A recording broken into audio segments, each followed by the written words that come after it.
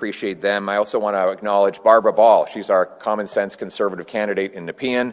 Nepean, a great place to be in. And we have the best candidate. She started off in the artillery. In what year? 1992. And then she went on to the police force. So I'm saying boots, not suits. It's not just the trades, but it's also the police and the troops that wear the boots. And she knows how to pick up 100-pound artillery shells. So she's strong enough to be a representative, probably stronger than anyone else in the House of Commons. And we can't wait till she gets elected to fight for the people in this community. And I'm also really excited to be here I want to say hello to Rochelle's grandmother. Rochelle, your grandmother is watching on Facebook, you told me. So Rochelle's grandmother is out there, and I know she's very proud of you.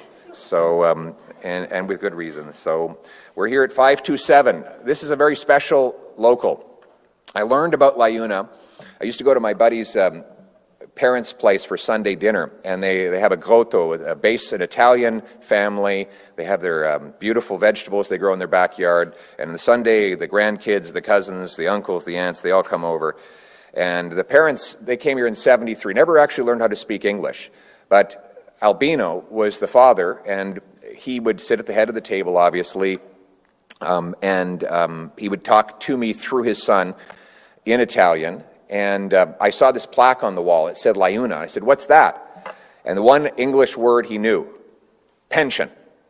He pointed up, he said, "That's my pension." And it was a great story. It's the story of Canada, really. He came here in 1973. And him and his wife, obviously they scrimped and saved. They grew their food in the backyard. They never went out. They have a little cellar in the basement where all their pickled vegetables were kept. They managed to pay off their entire mortgage in 7 years. And it's right by the Civic Hospital, 10 minutes from Parliament Hill, the downtown of a G7 capital.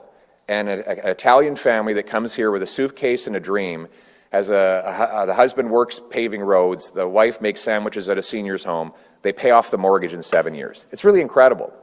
And then, years later, their son Tony was able to buy his house when he was about 29 years old in a nice Ottawa suburb. But now the grandkids, who are now third generation, obviously speak perfect English. They'll soon have a university education.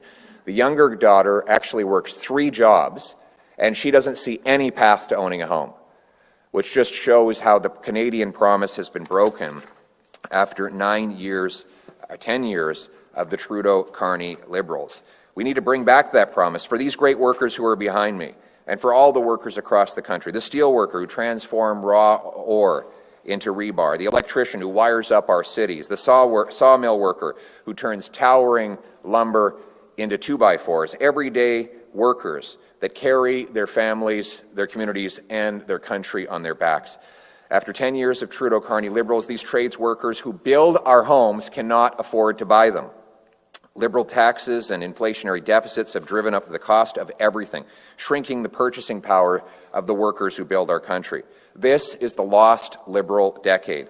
It has resulted in the worst decline in our country's economy in 40 years. It has made us helplessly dependent on the Americans by blocking resource projects and sending billions of dollars of discounted resources for the Americans to profit off our backs. Now, the Liberals claim that if you elect them for a 4th term, that they will be different than the first 3 terms. Well, we know that that's not true. The only way to get a change is by putting Canada first, by electing a new Conservative government that will axe taxes, build homes, unleash resources, and bring home our jobs and economic sovereignty from the Americans. That's why I'm announcing today part of my Bring It Home economic plan. It's called Boots, Not Suits. This plan will bring home a country that works for the people who do the work. And here's the plan. First, we will reinstate the $4,000 apprenticeship grant to help our young apprentices with the cost of training up. This is a grant the previous Conservative government brought in, and the current Liberal government had planned to phase out at the end of this month. Well, I'm here to announce that my government will reinstate it to give direct financial support to young apprentices. I'm going to be bringing it back and putting the money in their pockets. Second, Conservatives will provide funds to union training halls like this one for machines, bricks, mortar, walls, floors, all of the above, with the goal of training 350,000 apprentices and other trades workers over the next 5 years.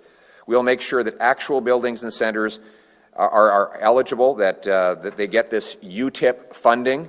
The smaller unions and locals will also be eligible, and they will be eligible for up to 75% of the cost of building and running these programs. Third, we'll create a special rapid class of EI that makes it easier for tradespeople to get the money that they are owed from EI while they do their training. Right now, they have to wait weeks on end without any money coming in as they're training up, and that puts them in a tough spot paying the rent. My government will ensure tradespeople are not punished for training, and we'll do this by allowing the union training halls to register the apprentices for EI. So it'll allow you guys to register them, get them started, and that way when they join the program, their EI is ready to go. They got money in their pocket and food in their fridge. Fourth, we'll work with the provinces to harmonize the health and safety regulations so our trade workers can go anywhere. Right now, believe it or not, a trades worker who goes across the country has to redo the 4-day health and safety program. So they might have done the entire program already in another province. But say they're going from Timmins to Fort Mac, they arrive, their first 4 days is without pay because they're not allowed to work, and they do a course that they've already taken in another province. I'm going to bring the provinces and their labour ministers together to harmonize and get mutual recognition. So if you've got the health and safety ticket in one province, you're recognized to work in all the provinces. This is common sense, and we're going to pay for all this by cutting bureaucracy, consultants, foreign aid, and waste. Like I said, more boots, less suits. And I'll just reiterate it in English as well.